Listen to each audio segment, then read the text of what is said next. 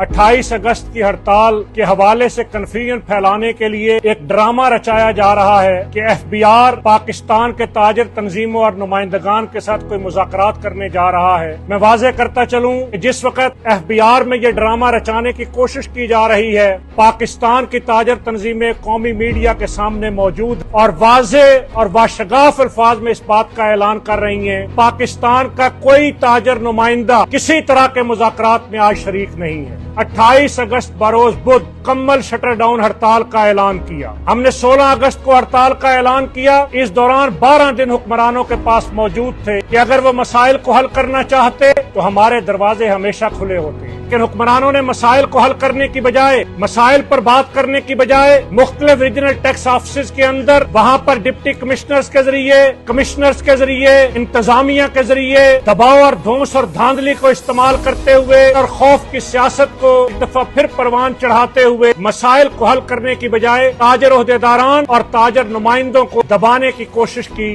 लेकिन मैं खराज तहसीन पेश करना चाहता हूँ, कराची से खैबर तक पूरे पाकिस्तान के ताजर ओहदेदारान को उन्होंने किसी भी दबाव को, किसी भी धमकी को, किसी भी लालच को कबूल करने से इनकार कर दिया और उनका एक ही फैसला है, मसाइल के हल होने तक हमारी ये मज़ाहमती तहरीक जारी रहेगी।